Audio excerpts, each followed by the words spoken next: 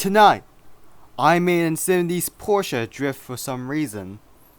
I had looked into unlockable normal cars, and oh yeah, it's 2 in 1.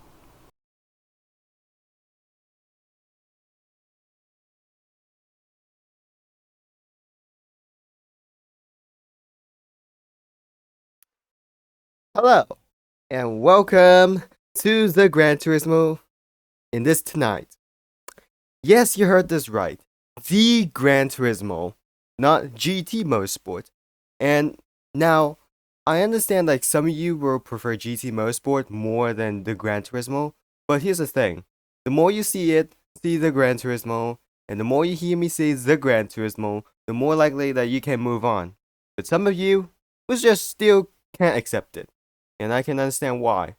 But title change is a title change, and your request to title change won't change me, and that doesn't mean anything. And I had to reinvent all about it.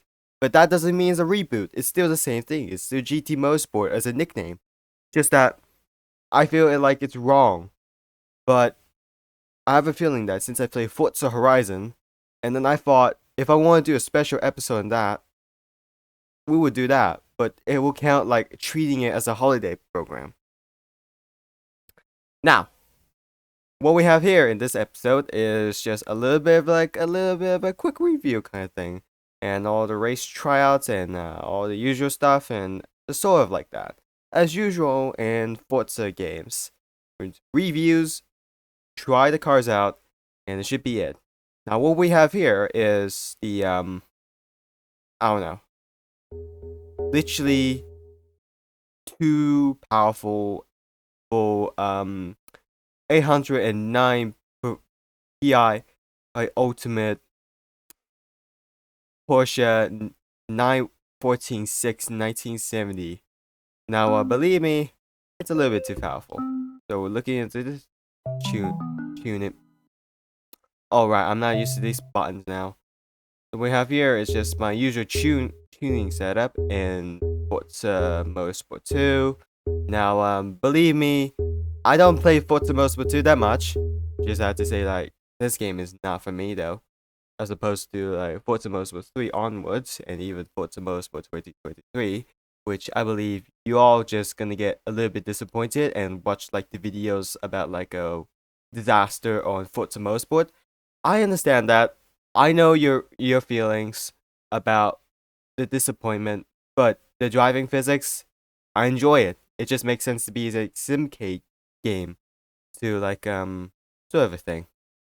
Yeah, like that. But the career is boring, and that's my thoughts though.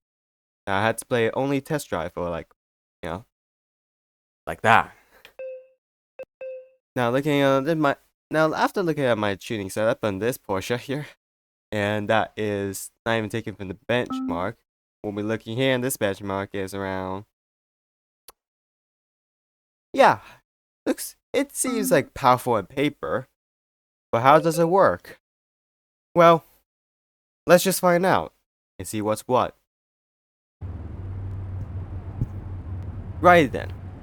So the first thing you see at the Laguna Seca is that you realize how oddly I have felt out from like all the wackiness and stuff. Now I'm gonna break this here. This is gonna be like an emulator kind of thing right there. Is that, you know what's very weird about the emulator issues for like 95% of it is that FM2 has shadows. Somehow has shadows. Mainly because 3 and 4 has the broken shadows. I don't know. Until like a certain build that is needed for that. But otherwise, gameplay is gameplay. That what matters. But apparently, you can have that one too.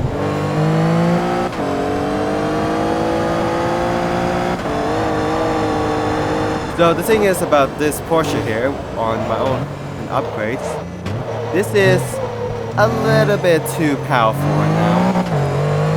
Like, a little bit too powerful.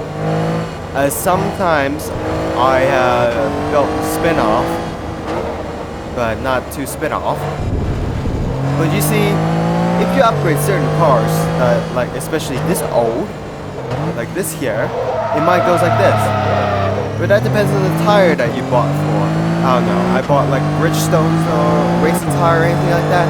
It's just like pure defined grace period that will take you to the Arctic Wolf of sure that no mankind to take you to the new carbon fiber away from this here.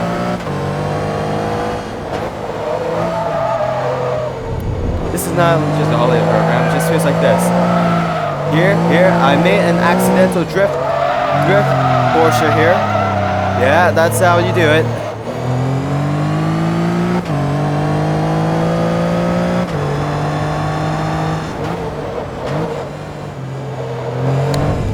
In the next afternoon, after you had to make up for the tuning in Forza Motorsport 2, and then you upgrade your engine a little bit too much, you might realize the problem. You're too fast. And I can understand that in Gran Turismo. But in Forza, if it's like trying to be a competing rival against Gran Turismo, I don't understand that.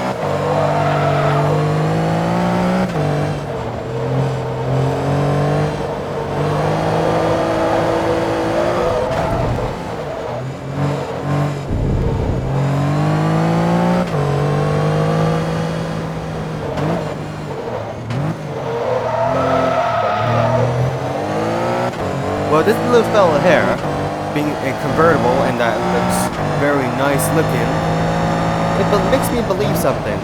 Is that what was I thinking? The more what you think about this Porsche here on the way I've made, the more likely that it's not meant for the beginners.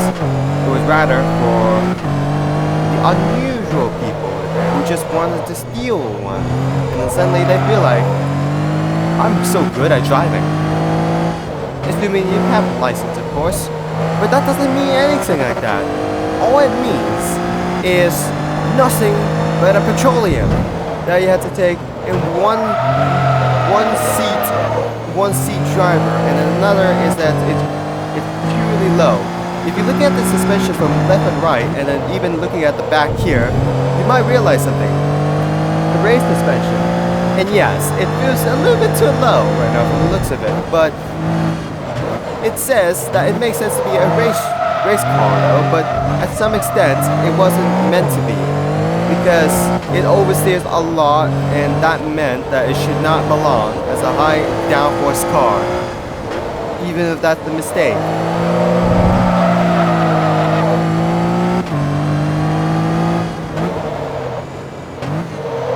Oh, here it is.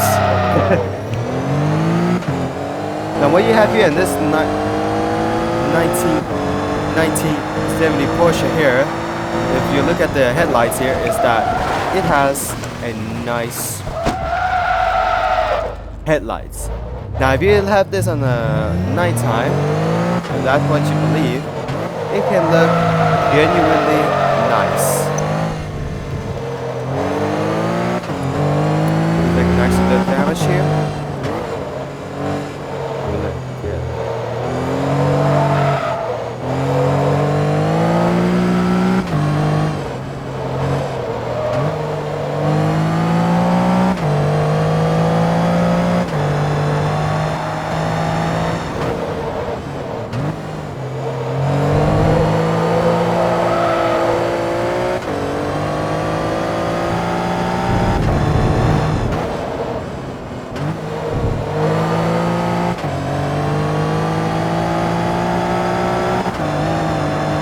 Now it makes me think, what makes you rather like get this Porsche from? It's a prize car, of course, just like Gran Turismo. But it was not in a dominating form though at the time. Just that everyone waits for Gran Turismo 5 Prologue. No biggie. No biggie however.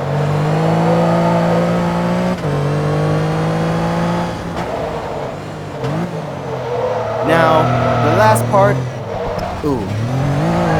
Crash test. If only it just barely spins out though. Let's see how far can it go. one straight ahead, splash and a dash.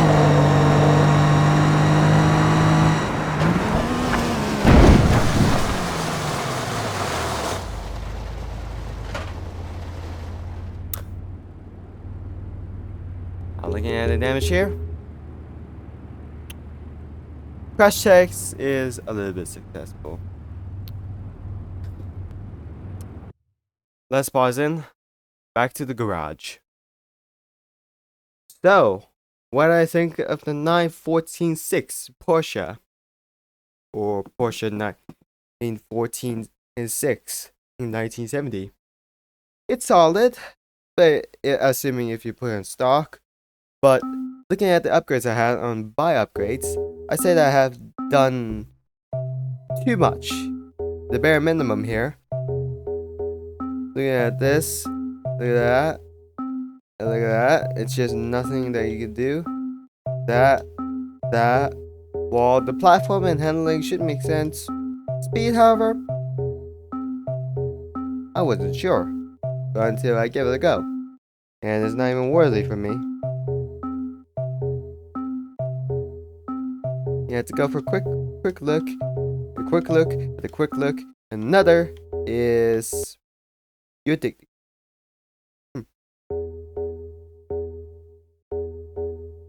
Drivetrain swap.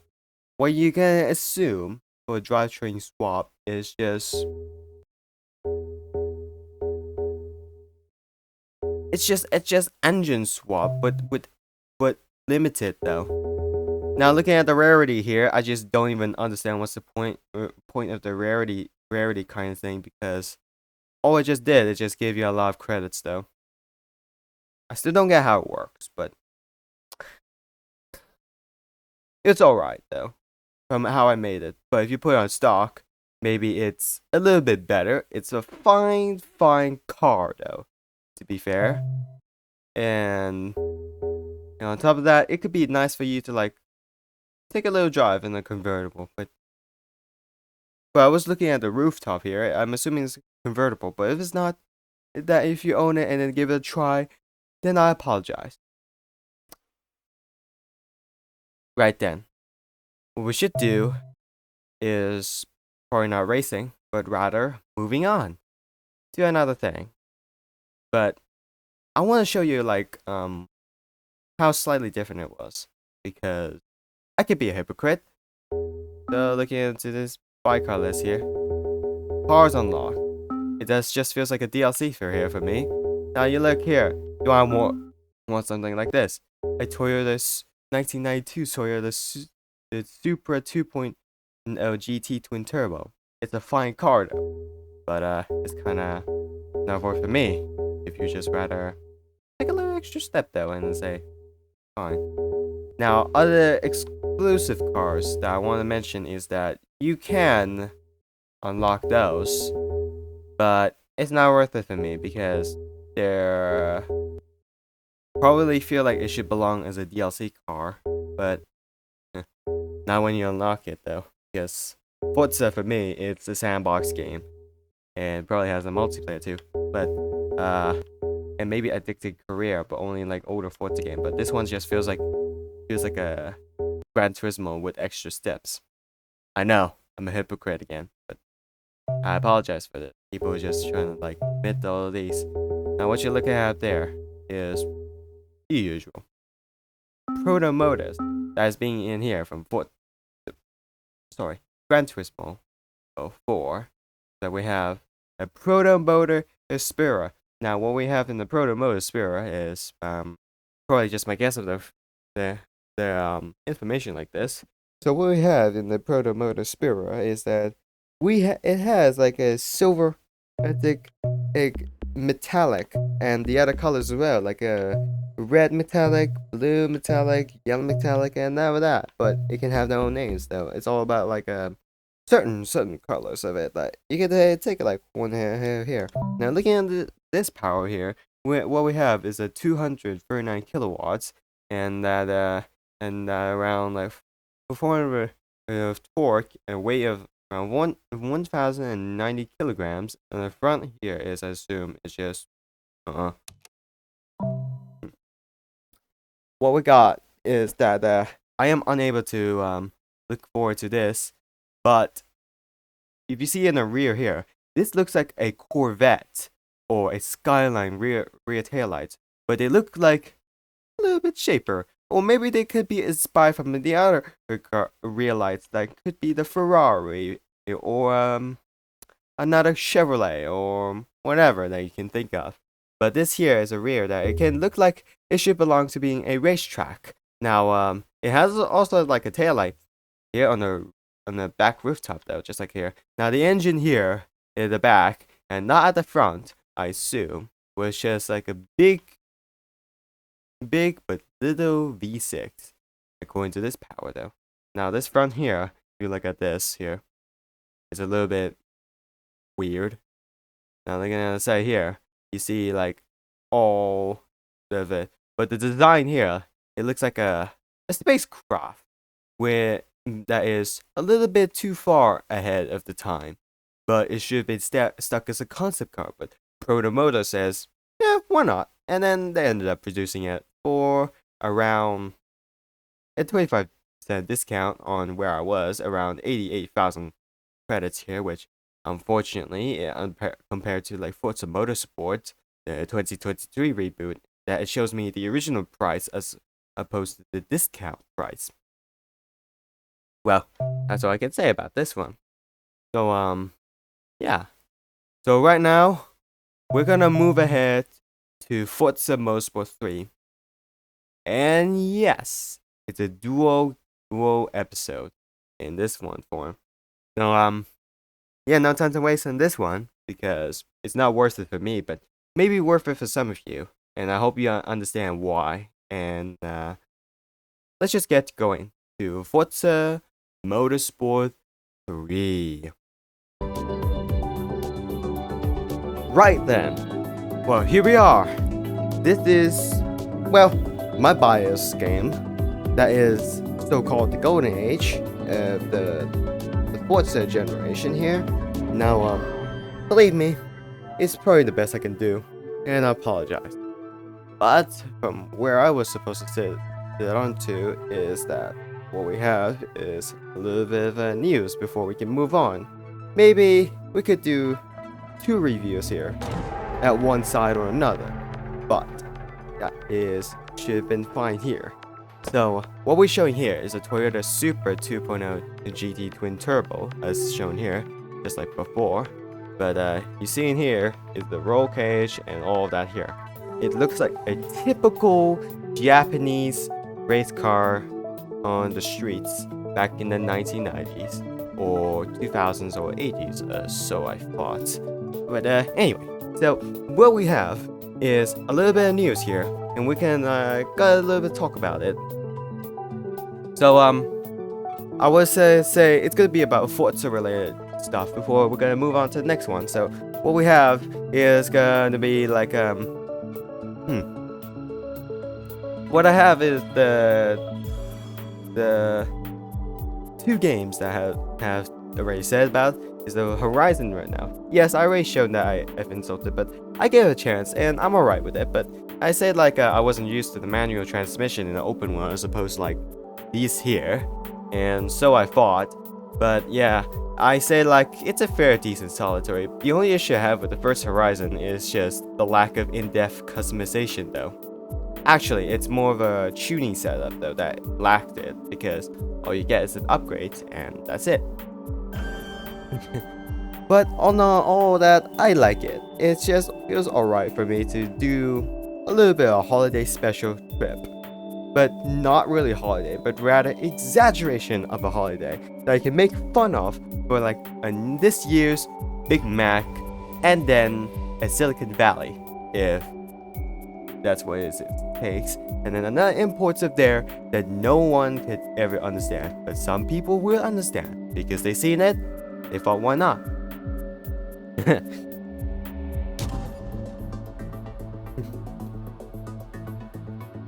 You know, I heard about the new additional solitaire kind of thing is that what you should believe about like the limited car stuff is gonna be around the pre-orders. Well, of course, pre-orders, right? So, what we have is a little bit of a history from the second Forza Motorsport game. Is we have a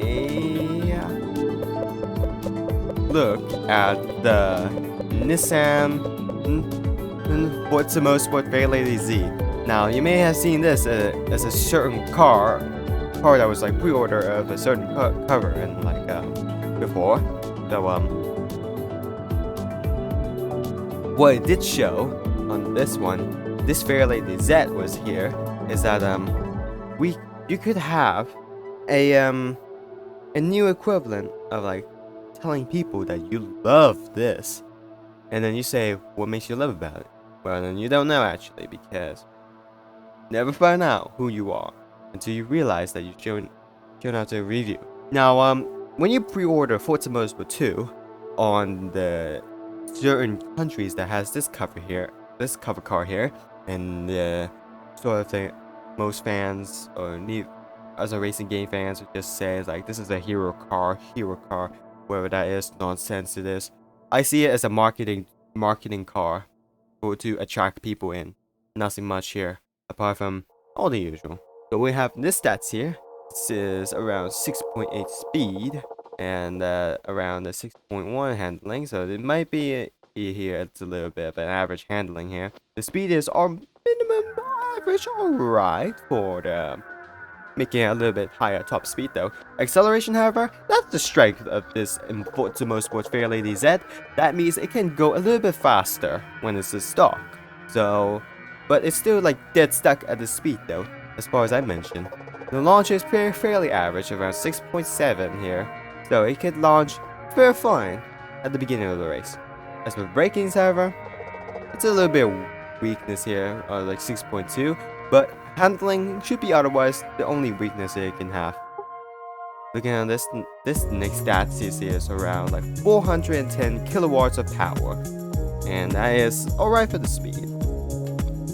And what's the torque around like 633.7 millimeters, or nm if I want to say that as a term.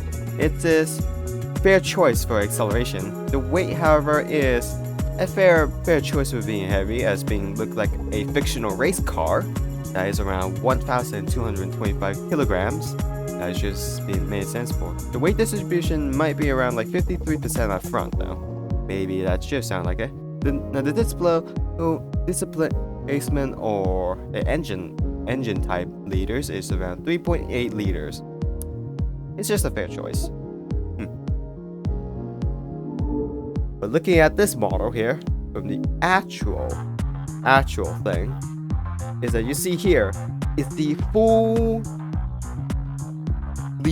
polished Nissan Forza Motorsport Fairlady Z. Now looking at here, interior now, and then the view inside here, and all the sponsorship sticker makes it screams like it's a marketing car to attract newer racing fans into like a certain drivers like Lewis Hamilton or Sebastian Vettel or whatever drivers you like, even the dominating one that people still hate but appreciate anyways, like Max Verstappen. So that's what we still had to appreciate here as usual. And you shouldn't forget about the other drivers as well. That is, I forgot to mention, but also the underrated. That should have been hopefully driving this, because there's no replicas of this so far, but otherwise it is what it is. Now, then here's the thing. Some of you remember, assuming if you like use Twitter and then see my tweet retweet quote about this very specific tweet on that one where it's like, what makes Need for Speed so special? I say that what makes it special is just nothing. That's really nothing special from the 30th anniversary. And yes, believe me, that is why I think it is the most as a joke. And why is that? you may find out very easily that I do not even understand why it was popular and niche at the same time, as opposed to other arcade racing games that made sense to be niche. But this one here, it shouldn't belong here, because who even cares? I don't know. Who even care? Now, I should have said that what I should rather say prefer the competition is just Gran Turismo versus Forza Motorsport than just Need for Speed though, because I don't see the point in like a hero car bullshit or whatever, but it's just that I don't get it after all, because I want to admit this, when I was a kid, I only like Need for Speed, but that's all I could say. That's before like all the sim stuff and all that, because manual transmission, hard. Hard. Hard. Yeah. But now here I am. Just like to appreciate these folks though. Now what I could admit this here is that they should chill out, and they probably still stuck in the past as opposed to people who likes to play the games and appreciate it, rather than just completely arguing it like a complete madman about it. Unfortunately, that is the advice that's just being ignored for like one simple thing, is that they don't even care. And why is that? Not sure. But now what I heard about this is that people reading my retweet quote is that they just pretty much don't understand my point on why I hate it. So you know what I would rather see than the very specific BMW with a very specific livery? That I would rather see actual race car, or at least a fictional race car with at least some sponsors though. But when I see this very specific M3 with a very specific livery and then has a sponsorship stickers, and I say it should belong here, but not when it looks like that, unless you take it to a race track for a track day as a testing and then say, would it be alright? Well, otherwise, if you want to be a street car or street racing, it should look like this. Here, it should make sense. But otherwise, I don't like pimping out. Just make it look a little bit simple. Make it look fast, but not too fast. But make it look like secretly fast. As you can see here, all the modification, all that is very simple. What makes it so hard? No idea. Now, for one thing about the Need for Speed fans just arguing about Toyota not existing in newer games, I got you a simple answer. Play other games that has Toyota in the newer ones, even when they're stingy. And when Toyota tells you to play Gran Turismo, you should do too. I don't care. You should stop foaming your mouth that Toyota still does not exist in it, and you should move on. Like, move on. Just move on. It's not that hard, but you have to reinvent your gaming life just to say which racing games you appreciate, as long as it has Toyota here. Now, 30th anniversary. Some news here. 30th anniversary. I don't see the point in celebrating it. There's nothing special. All is special is just what fans of it still thinks, rather than just what I think, as opposed to like the Gran Turismo 4 20th anniversary. I am very sorry that I do not make a special episode on the Gran Turismo 4 20th anniversary, because I wasn't aware of it until now that I want to appreciate it and I want to celebrate it here. Why not? So, what I heard is that BMW themselves made the M3 just for the Need for Speed 30th anniversary. And I still don't get what's the point of it when BMW can make any cars other than that. I say the 2023 BMW M2 is still far better choice than the M3 official M3 replica made by BMW themselves. Or even then, if there's any other car companies that's willing to do that, let's say, it's alright. I say Toyota make a reasonable decision to back off Need for Speed. I say Toyota really prefers being in Gran Turismo and Forza, or even any others that isn't Need for Speed. Even Initial D, even One Gun Midnight, they are alright with it, because as long as it's Japanese, so you don't even see the point.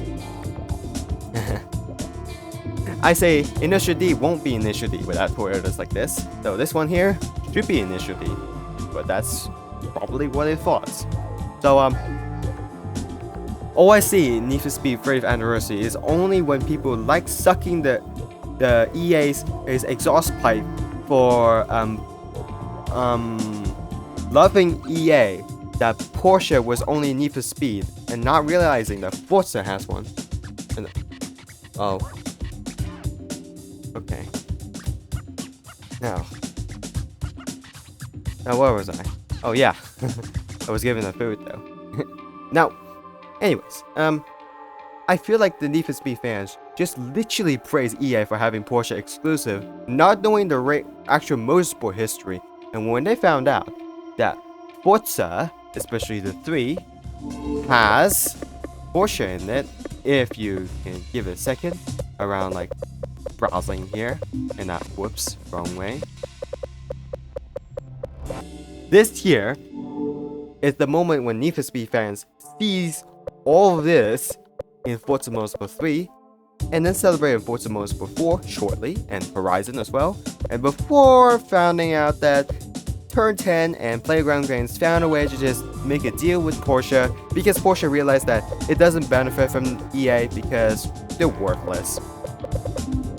Now what we got in the motorsport history here is within the number 55 Applied Materials 911 GT3 Cup, the number 66 XA Racing 911 GT3 Cup, the Lectioner Racing School Team won 911 GT3 Cup, the Red Bull 911 GT3 Cup, the group oh yeah, I didn't say the numbers here, so the number 3, the number 82, the number 2, and then the number 831, even the fictional, no, but maybe real, number 5 Xbox 360 911 GT3 RSR, and even this, the road car, or the race car, that is like race car first before the road car, the 911 GT1 Stratton version.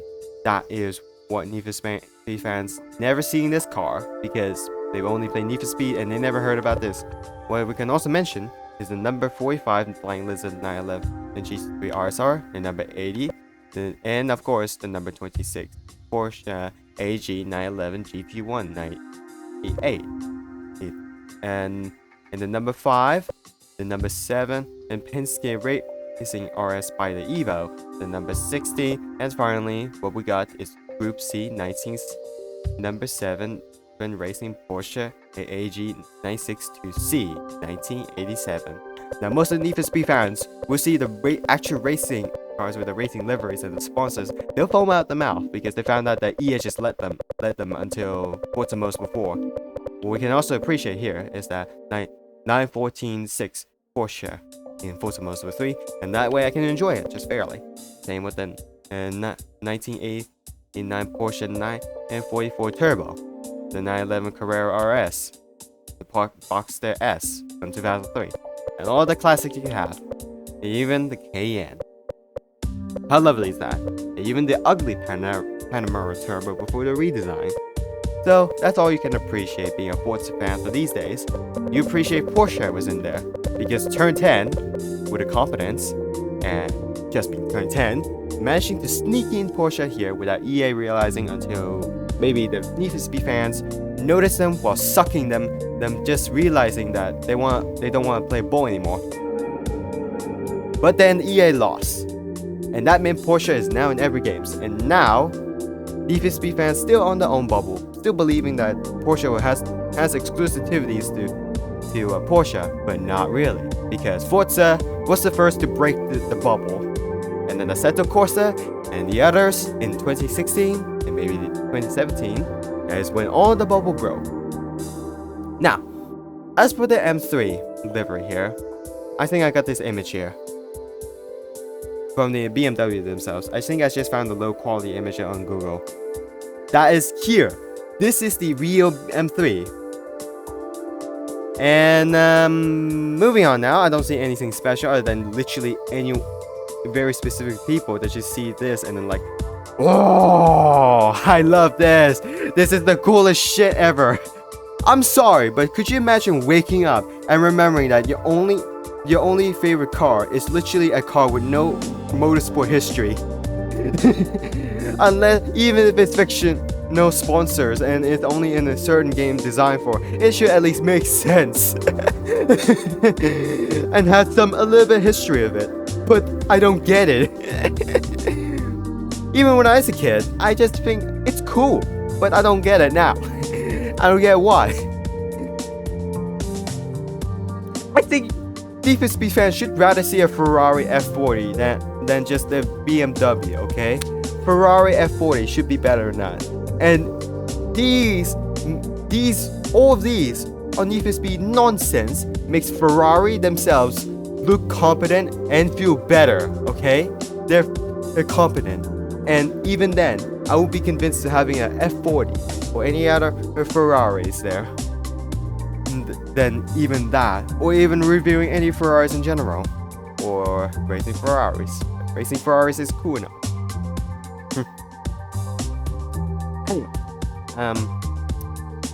What we have in this little boyish kind of thing on the Toyota Supra here.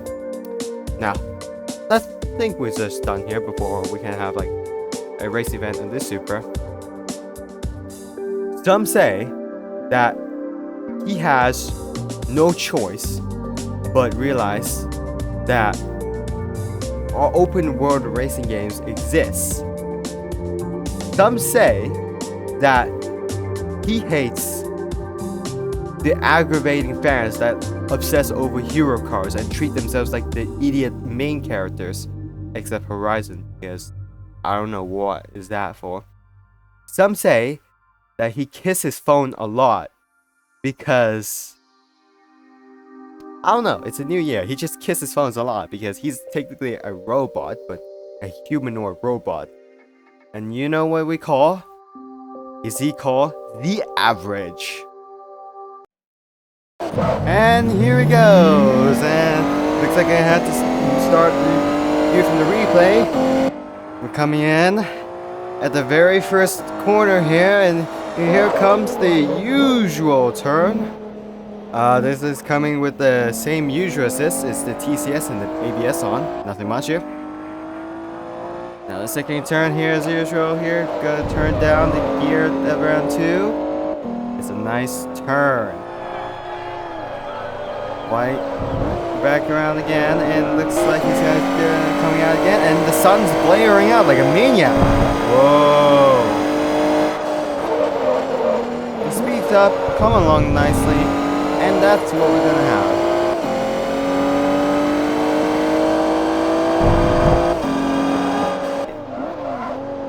And here comes another turn, and it seems like a fair choice for the Supra as usual. And then what comes here as usual is the corkscrew. Another sun blaring up here in the replay as usual. Pretty smooth here so far. Pretty smooth.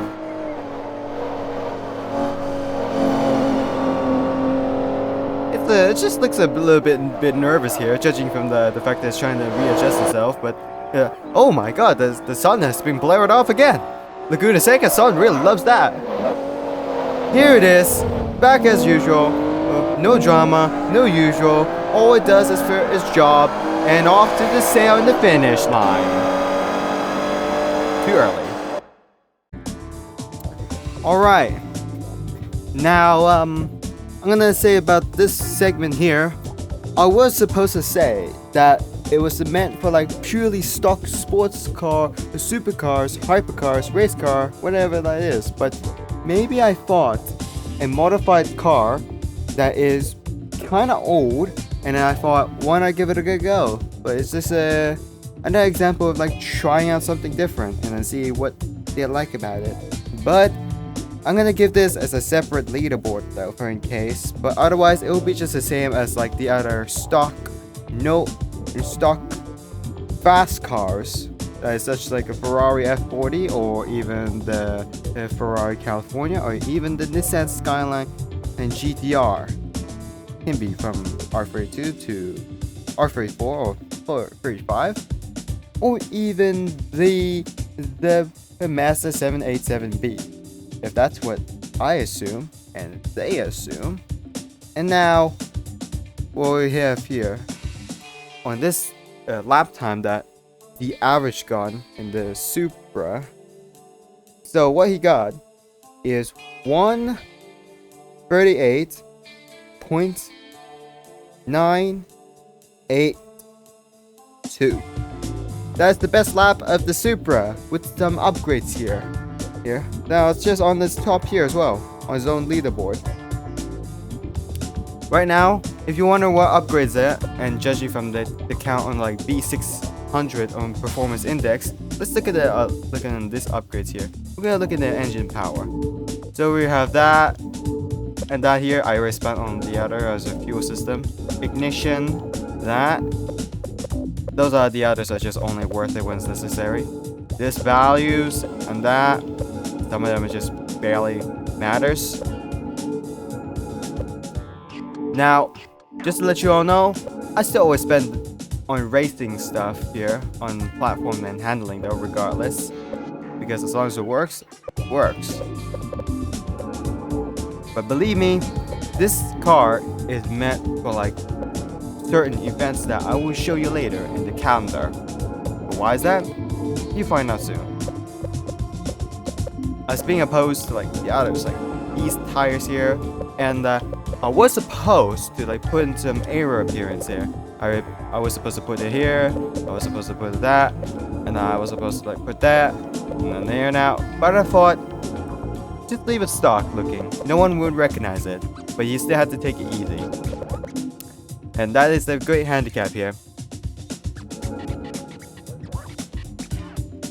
So, what we got here in this challenge here, we gotta look into this here in the season play. So, yes, of course, I already completed a race for the C-Class World Championship. So, what we have here in the Monday race sign up, so we could have the RWD Elite Open rear wheel drive, the Coupe Road Test 2, the Toyota Lexus owners meeting. Well, I'm gonna judge this. Just consider that this Supra that was meant for this event, well, maybe for like longer run time, it was not on purpose. Well, I got this a little in case here. Well, what restrictions have here is that your make must be meant for the Lexus or the Toyota. So, challenge time. Let's just come in.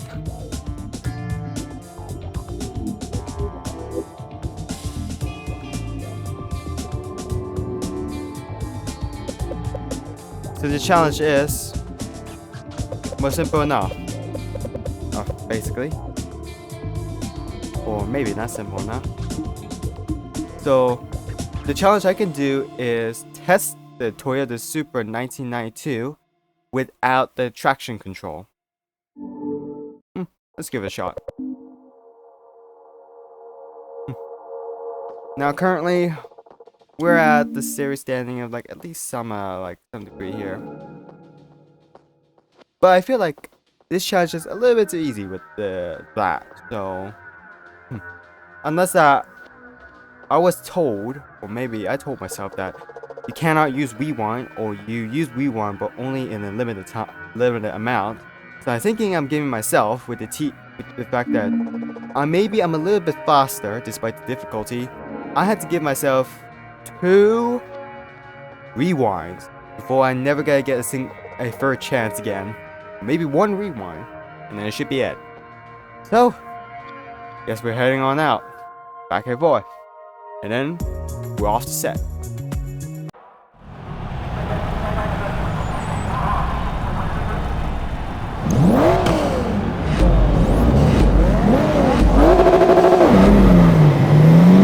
Sunset Peninsula, maybe easy enough for me to do this without a traction control.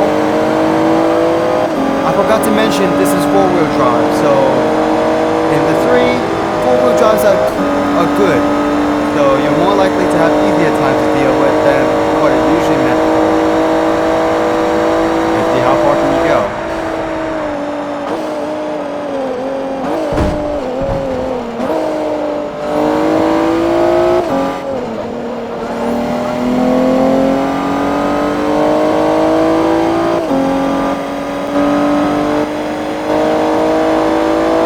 problems. Now the only time I use the rewind in a limited amounts is if I were to say that if I accidentally rewind, I will be given a second chance, but not when I use a rewind for like making a mistake. The actual mistake, not the accidental press the button. One. It seems like I'm going so well. So far.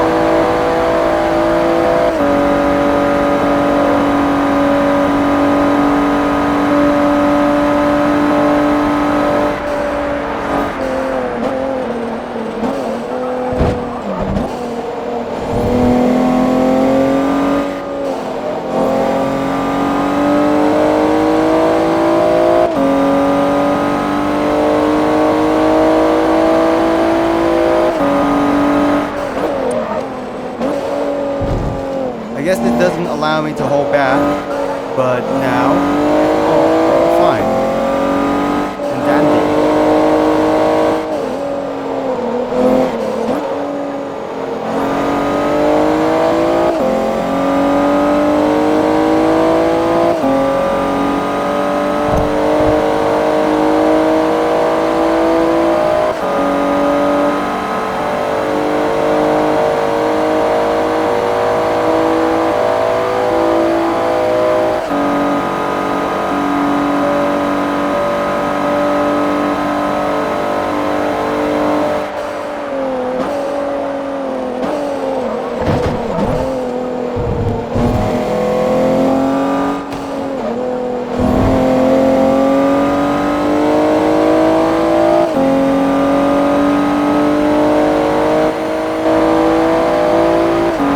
I can take to see the next crowd though, but it's all worth it, it's all fine, and nothing out of ordinary can happen to you. As they mentioned, it's not a big deal, but so who they say what they bought is still not a big deal.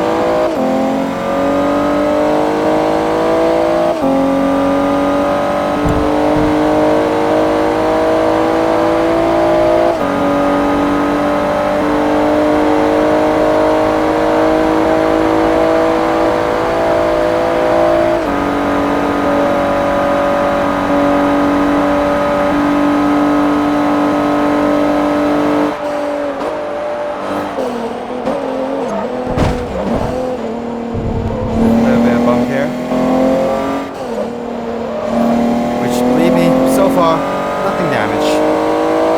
Perfect. Perfect solid choice.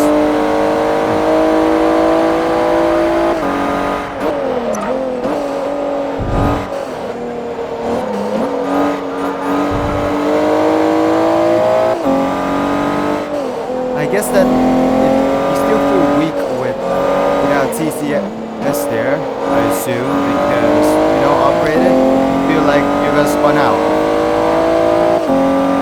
Otherwise, the swap will save you. Usually. Off the scales. Probably off to the scale. It was all good. But it's all fine. And looks like at current recording session here, I might feel like I'm going to do a replay, but unfortunately the heat's gonna stop me. So I apologize for people who's willing to see it. Sorry, I guess it's all gone. No hope.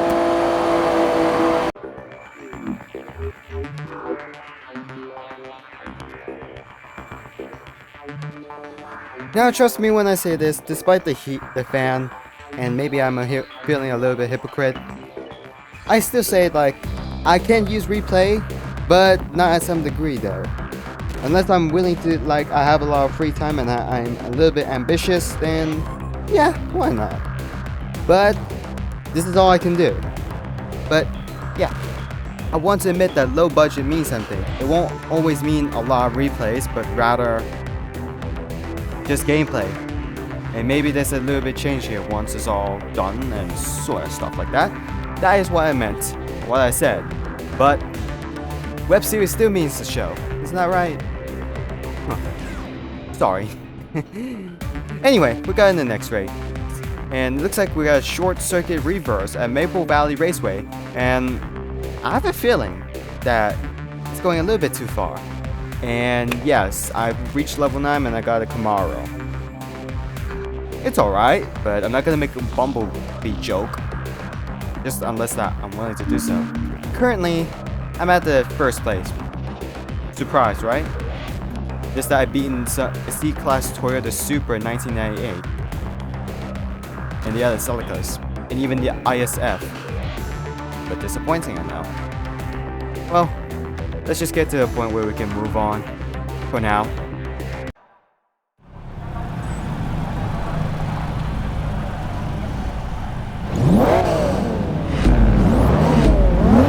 I have a bad feeling that I'm feeling a little bit overconfident.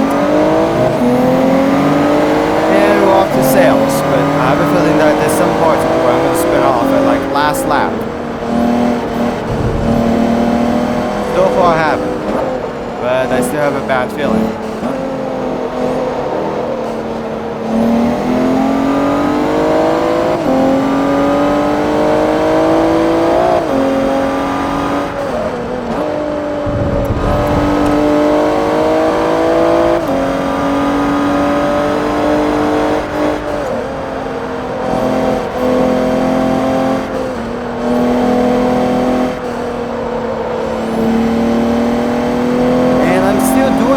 For some goddamn reason, but it's all fine. All worth that you can taste, and all worth that you can say, it's all fine. Nothing that matters, but what matters is simply how it matters. That is when you can go completely mad.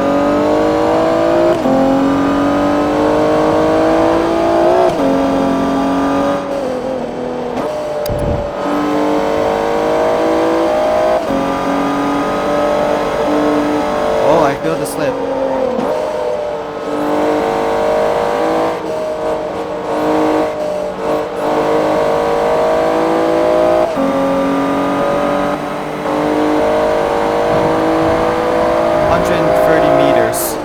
So far. It's somewhere that we can do it. It's fine.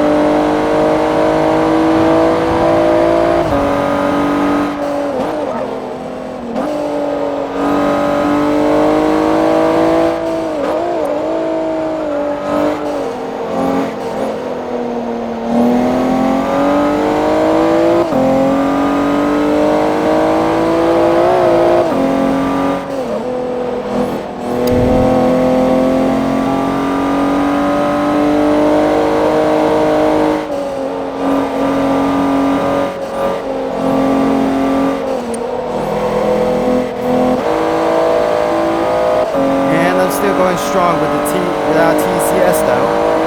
If it's normal tires, I'm gonna have some problems with grip, especially when it's stock. But yeah, it's the reason why I hold back on certain replays using the TCS.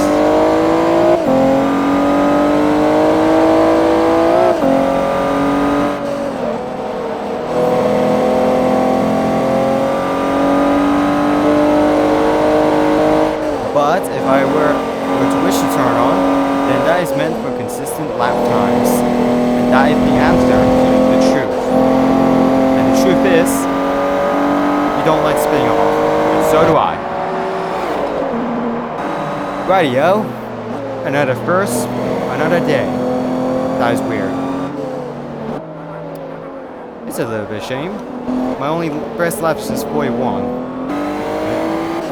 Very funny.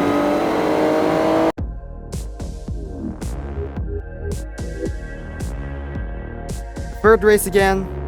No expectations. Different track. Already noticed.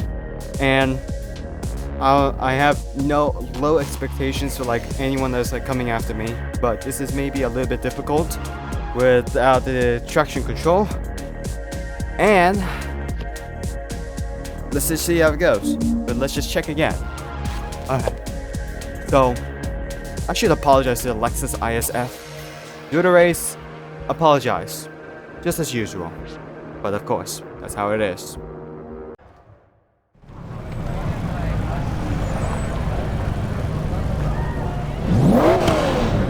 Do the race, being first, no mistakes, apologize. Especially at the last one. Didn't mean to do that.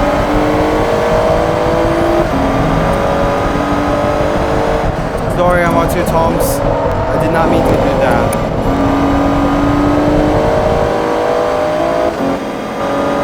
Well, there goes the front. But I think I should continue the race, as usual.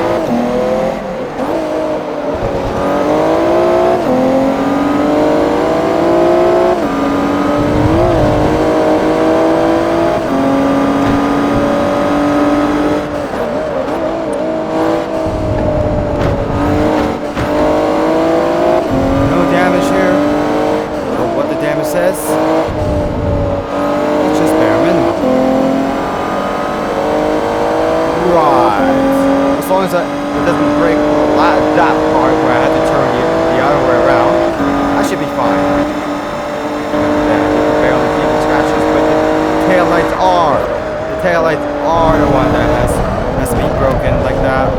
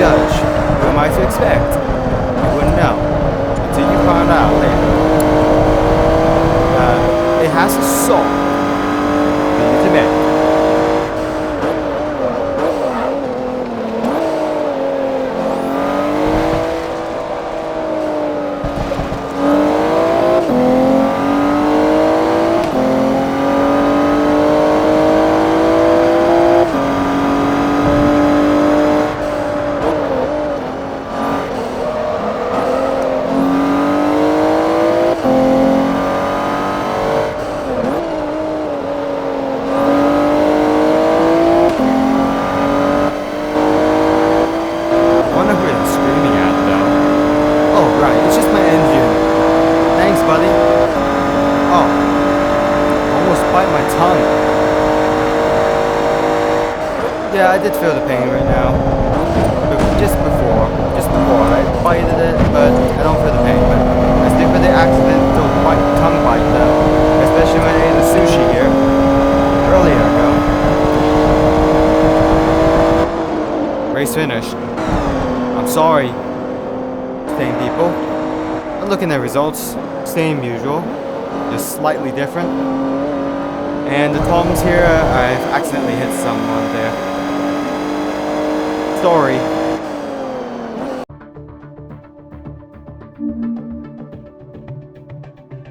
Well, we're at the last. I think you should know the drill now. No TCS, too easy. Then it's all spawns, and then all gone and that. Yeah, it's just because I'm a little bit too fast for these blokes.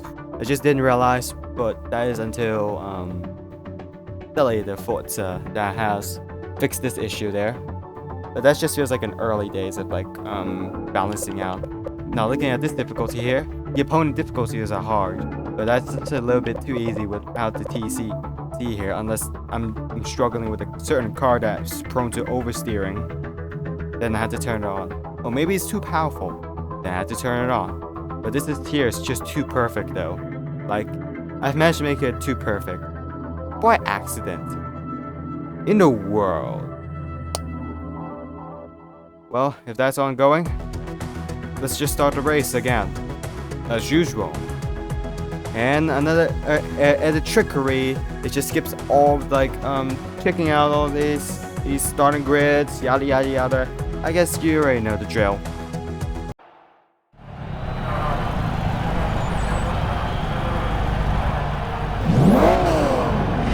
Last race, do the same thing again.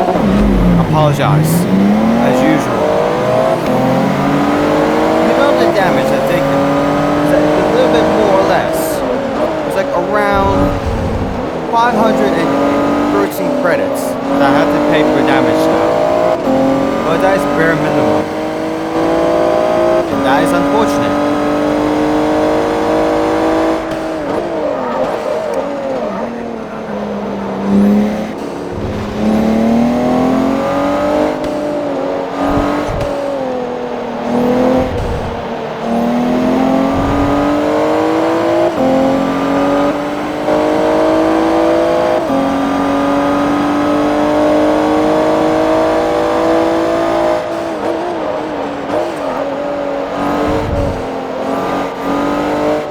Laps from the same short circuit, and we're taking ring, and what you gotta do the usual. Nothing much more to say, huh?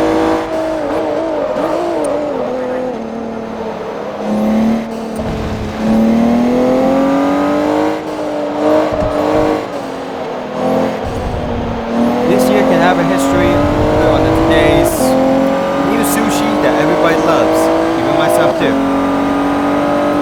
Mostly it's the easier one that you shouldn't barely mind.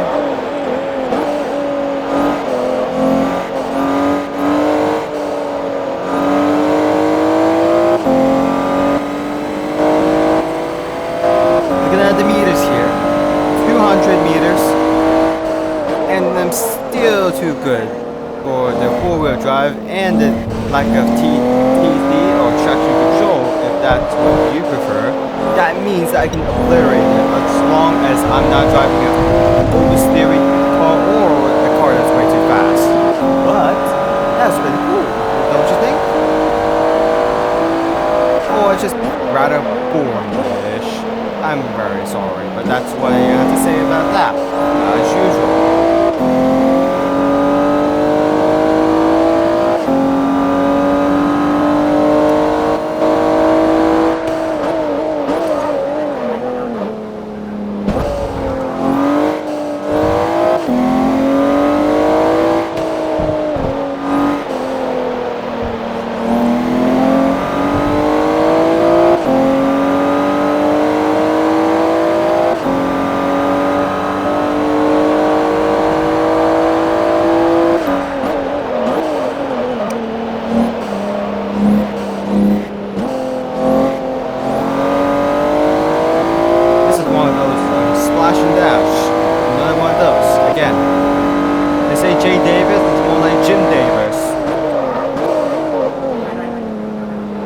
trust. That's who you mentioned.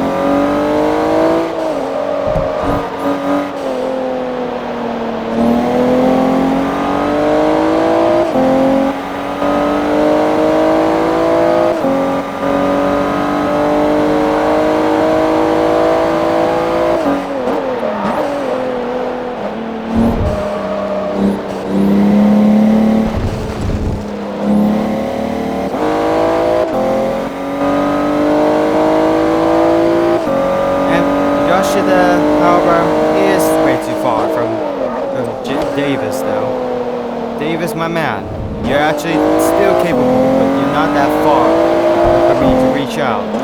Because, well, you know, how I did it.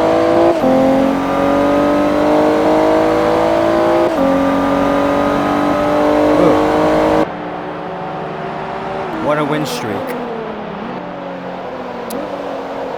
Now you're all gonna guess, like, looking at post-race stuff. Saying the price around here. Whoa. Yeah, that was pretty weird. Well, whatever it says, let's look at the price and then get back to the home space. 15,000 credits. Oh. All gold. And I got that. Very nice. And we're off to set, as usual, here. Here it is, the final race of a challenging season. A final race, as it was said. But, using a trust. The Vauxhall.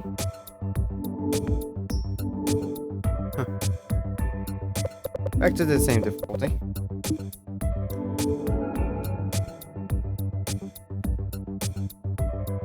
Well, that's the season for offset.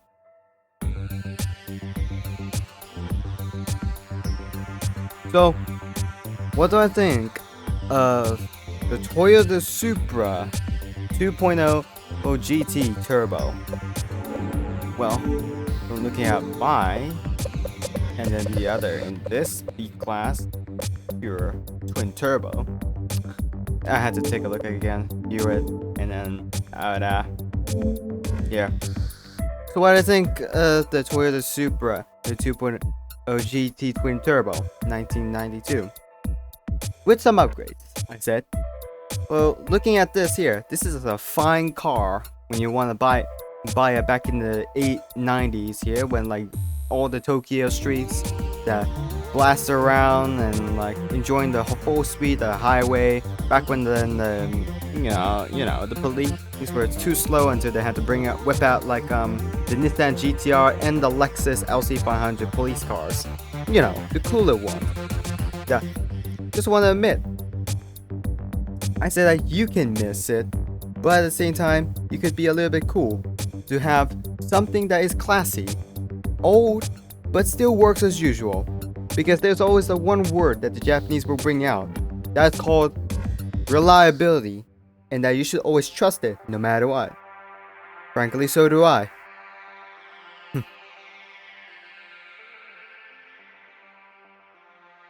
But even so, it's just all worth the taste. Oh, that can mean the moment you can worth the taste is that all of a sudden on this Supra is the look. Well, I'm just gonna say that the boxier Supra is a little bit finer than like the one that just looks standard or Mark IV, but also a little bit overrated because people like it when it's improved by a slightly spotty 17-year-old into the dot hat. And then they say the answer for well, you got your answer for what's next in the usual. You got the usual kind of thing, because People prefer the Mark 4 and Mark 5, but not on the same level as these blokes here that just cares about like the older gen Supras, mainly because it does look like it's the overrated one, because they thought it looks ugly as hell. Maybe in the Celica Supra, who knows? That's what you can say, the truth.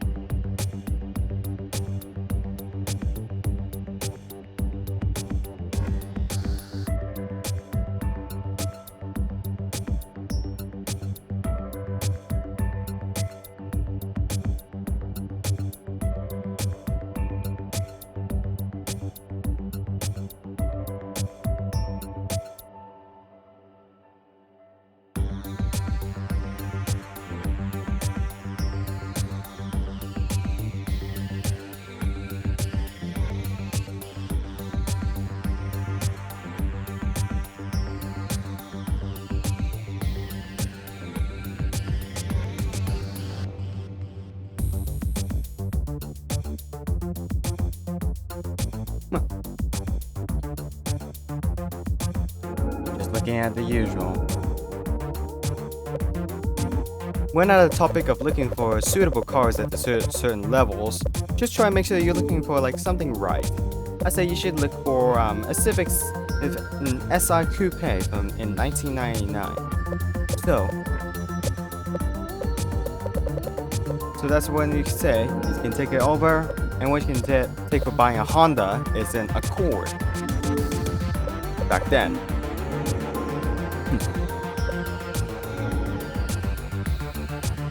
What do you say in storefront though?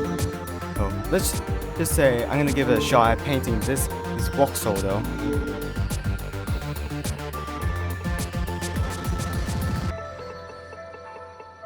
Before I'm gonna end this episode off, because this is not edited, because some tricks can make it feel worthy.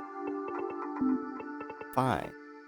And I'm gonna make the ugliest color combination ever.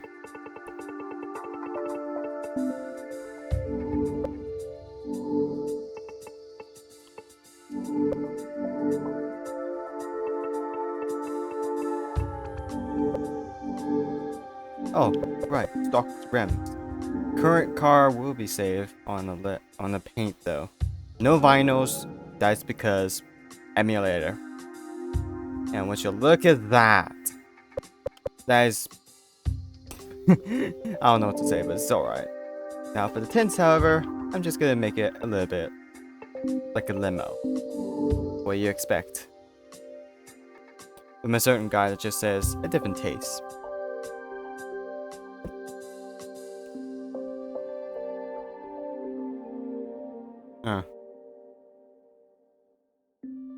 Just looking at the orange Vauxhall and then looking back at this one, I say painting within your own taste just feels a little bit weird when you're not into like a certain style that makes you a little bit more stealthier than what it was expected.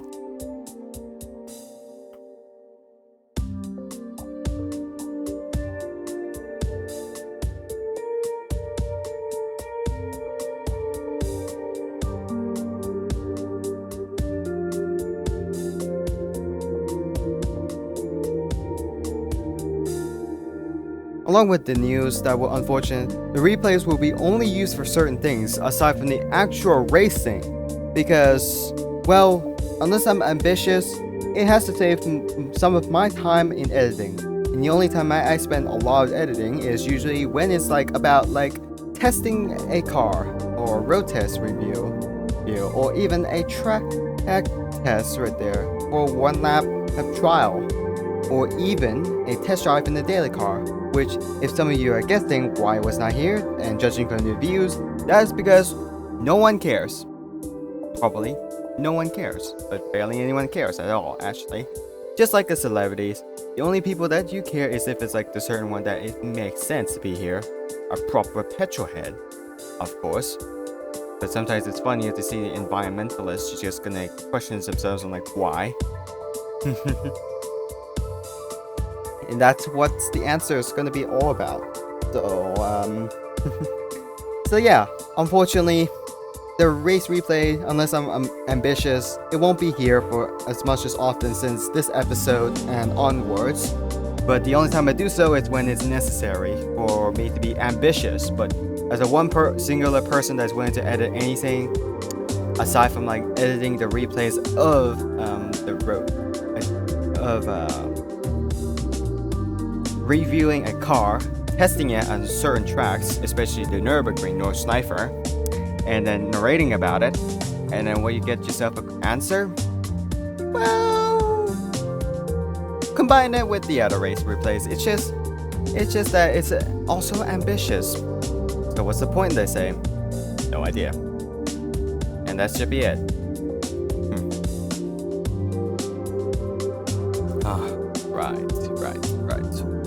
Right. Popcorn's here.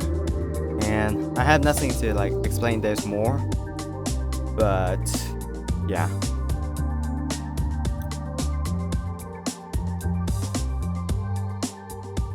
On that of a change in the web series show to a Let's Play web series, which may be a disappointment, but that's just how it is. Ambition, being way too ambitious can change people, and you have to reinvent it. Anyways, take care. Good night!